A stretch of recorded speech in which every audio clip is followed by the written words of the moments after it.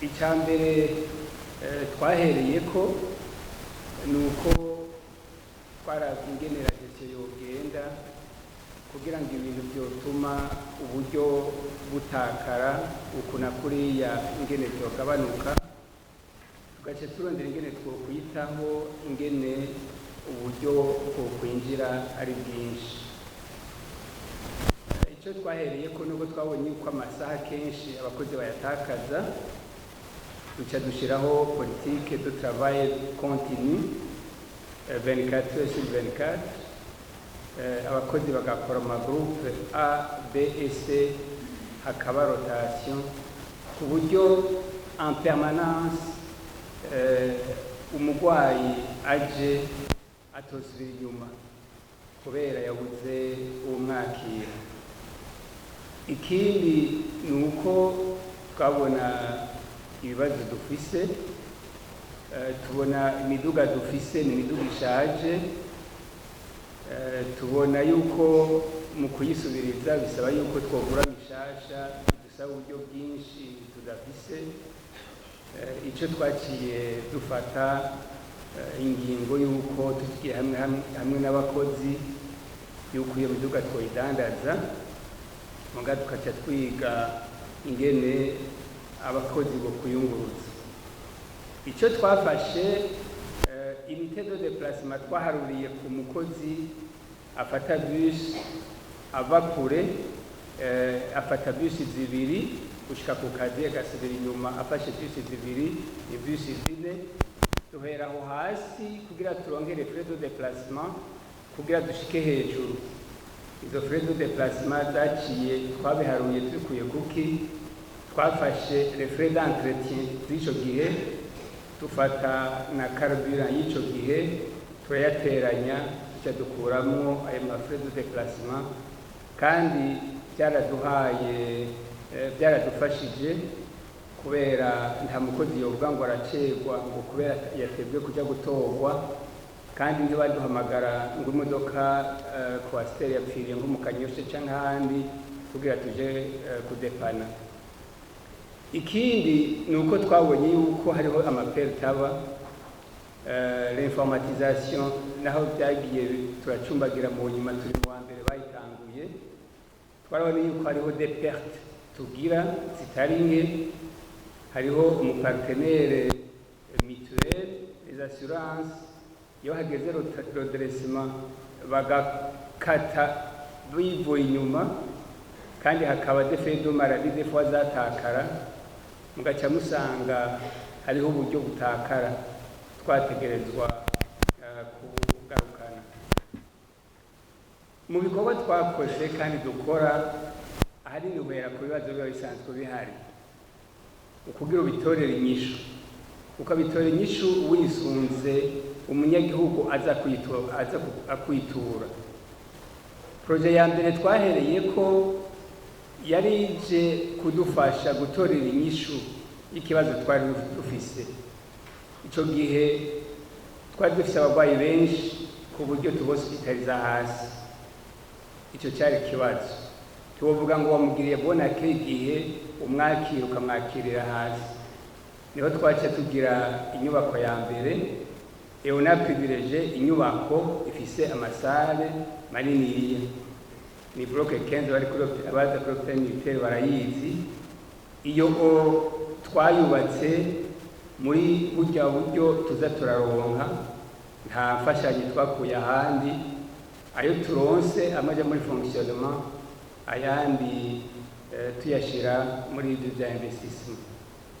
Iya kabiri twari dufise bloc opératoire zibiri, indani wasanga tufisemwo n'ibinogo, la celle-ci tubona yuko itameze neza, kandi dufise abahinga. Bihurirana nuko twadandaje imiduga. Ayo mahera twadandaje imiduga twaciye tuyafekta kuri gusubiramwo extension bloc opératoire de chirurgie, duca turonka amasale d'opération ane, hanyuma turagura n'ibikoresho bijanye, hanyuma turabona yuko les conditions d'accès ari nziza, turamenaja na zone de stérilisation ku buryo ibikoresho dukoresha tubona yuko le taux d'infection igabanutse mu bitaro au niveau de la chirurgie, kuko nahajya le séjour kenshi iyo waze umurwayi akaba infecté le séjour ziba ndende uja kugira ama complication ya rotation ukeneye kugira rentre zibe ntuba nkiyonse. Ikindi nuko twari la conservation du médicament, nyakubahwa umushikiranganji yavuze la qualité y'imiti, ego bayize yinjiye. None est-ce que au niveau de nos structures iyo miti tuyibika neza gushikaho tuyiha umurwayi ikimeze neza? Il fallait kushiraho des conditions de conservation iyo miti, twubake un stock de médicaments il y a des fois il répondent aux normes, kandi tukaba turi yuko umuti twaronse uwo munsi aho tuwutanga ari umuti tubona yuko uvura. Iyo stock nayo nyene twarayubatse, tuyubaka mu buryo dufise, kandi turabona yuko byaciye bitworohera. Toujours ureponda ku kibazo bufise muri umugambi w'igihugu wuko kuvura abana ku buntu, abavyeyi bibaruka ku buntu. Twebwe twafise maternité ntoyi ifise ibitanda bitarenga 30. Baraza ari benshi gushikaho tubabwiye tuti haruzuye bakanga, bati twe twakira mufuma mudusasira hajya muri koridoro. Des fois hari naho byashika ugasanga baratwangiye no muri gato, bakarondera yuko bati pfuma mutwakira hajya ntituva ngaho. Icyo cyari kibazo. Hanyuma tuja hamwe n'abakozi b'ibitaro, duca twiga umugambi, tuwutangura tutabona iyo tuja kuko nta mahera twari dufise. Twebwe turafise abahinga mu gisirikare, aba ingénieur, aba technicien b'abahinga bazi gucapa, bazira conception. Ico gica kiturimita yuko ataba expert aba consultant tuza kurondera. Hanyuma hariho wabajije sinzi ko ari uwo yavuze mu Cyanguzo, sinzi ni Gitega, bavuze ko afise amafaranga umugabo barafise ibibazo bya marché public. Ni ukuri marché public hajya ugiye ukabereka umugambi utomoye urashe, ukabereka amahera ahari n'ingene muzayakoresha, musaba uruhusha bararubaha. Twebwe icyadufashije zari projet tubona ko zitwara amahera atari dufise, twagenda muri marché public bakaduha l'autorisation de travail en régie. Iyo autorisation igufasha gukora ukoresha uburyo buke ufise, ukaza urakora. Nta mu entrepreneur aba ari inyuma yawe ku gatwe azarakubita ku mutwe ngo nturishe, wowe urose isima ushirako, urose ferabete ushirako, bibuze urahagarika. Mugabo twebwe twagize Imana igihe twatangura le bâtiment mère enfant, twaplanifie yuko tubiheza dans 3 ans. Ico gihe twarakoranye n'abakozi turashiraho ini commission, hanyuma turakora buke kuko tubishoboye. Hanyuma turagira Imana darigere twarashoboye kuyiheza. Twanayitanguye mu bihe bitari byoroshe muri bukande 2015, uko hari cyari gihe kitoroshe ngaha mu gisagara, wasanga sur le plan sécuritaire bigoye. Mugabo ntibyatubujije ko dutangura, ahubwo hajya niho haryoshe gukora. 2015-2016 twarabandanije, 2017 twari duhejeje. Aya mahera ya PDF rero twebwe yaradusahirije cyane. Ibi nyakubahwa yariko aravuga yaradusahirije kuko muyo baduhaye twaragerageza tukaraba kombre, murazi ko biri couplé au gratuité, tukaraba ingene dukombra au niveau du fonctionnement, tukaca turaba encouragement. Twaragerageze ngira abakozi bo ku bitaro by'abasirikare bubatemwa uko tubishoboye, twaragiye turabankuraja. Mugabo usi dusigaye investissement tuyibagire, tukaca tuza turashirako uburyo 2017 twashoboye kuyubaka. Hanyuma turaheza nuko ekipa ndibuka ari mu kwegereza yuko tuyinukira, byahurirana na flambeau de la paix, clôture. Mugabo ibintu by'ama equipement byaratugoye. aha ngaha hariho ubuhinga bukomeye abarundi baryamanye no kivuga kuko twebwe ibitanda twateza gushiramo byateza kuba ari ibitanda twengorose nibyo bimwe twarabibuze biryamari orthopedique mugabo kome amaderi yaraturenga yaratujanye twarafashe umusuderi turamwereka tuti ducapire kijya gitanda kandi mwese ntabyo muzi hajya mwamugenda hajya harimo bimwe twikoreye byakorewe ngaha Rokarma dusigara turondera amamatera mugabo ibitanda muzobibona bimwe ntabyo muzi ko ndababwiye muzohava mubibona ibyo bitanda birakorwa kandi avec un coût ntoyi turaheza turinjira turitegura itariki twayicerwaho ibyo byaradufashije nabwiye yuko ukora ikintu uriko utorera inyishu kugira ngo uwo munyagihugu aje kwitora ugerageze urabe ingene uwo mutora inyishu mugambi uko nyakubahwa yabivuze nababwira yuko twapfuye kuyinjira les trois premiers jours hari huzuye tengo yamara ni mu cyahandi icyo gituma uwo mugambi leta yafashe ya decentralisation yuko boja amadistrict na les hôpitaux communaux hanyuma ijya chaîne de transfert bakayubahiriza cyoza gisahiriza cyane kuko naho au niveau des hôpitaux nationaux twoguma twubaka gute biragoye igihe batoja ku manivo akaza abantu reyerema bakwiye kuba refere ibindi twaranguye kandi n'ubu tukiriko la devise dufise ku bitaro by'abasirikare byo mu Kamenge ni un bon accueil dans un hôpital propre pour des soins de qualité ngira mu minsi heze murayibuka mushikiye hajya wasanga tutaratangura gupava imvura iguye washikira mu bishanga none twovuga gute ko ari un bon accueil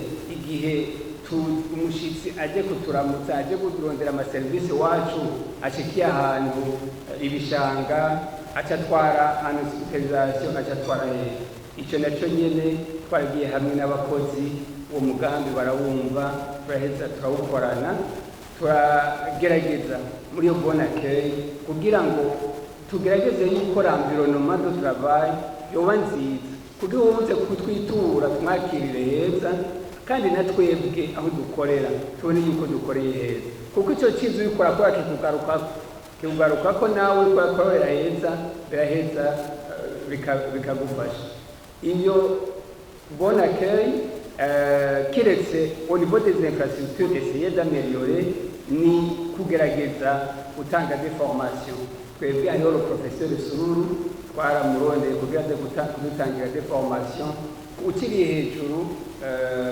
kuva hejuru ushika hasi la communication non violente kugira ngo twigishe abakozi kumenya ingene bateza kuvugisha abaje kubitura kuko uje kukwitura azafise umusonga ntaba akeneye rero yuko yohava asubira inyuma atwaye uwundi igihe umwakiriye neza hari naho iyo parti y'umusonga wiwe itangura kuhama buke ukaza kumwakira atamaze kumererwa neza un bon accueil et des soins de qualité nuko tugira tuti il faut continuer à améliorer à augmenter aho tubakirira les infrastructures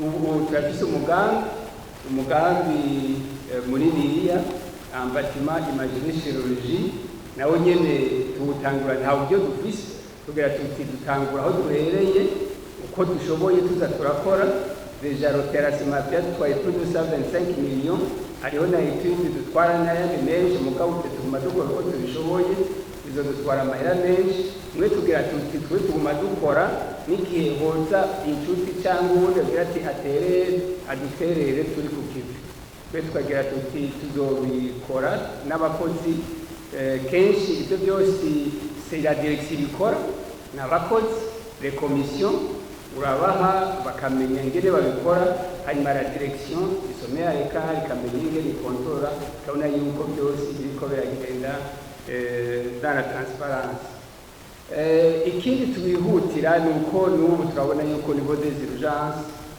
n'iyi pandemi ya covid turabona yuko ari ibibazo tubona yuko dufise dutegereza gutorera inyishu. Nk'ubu turabona yuko kugira turonke aho twakiriye abo ba covid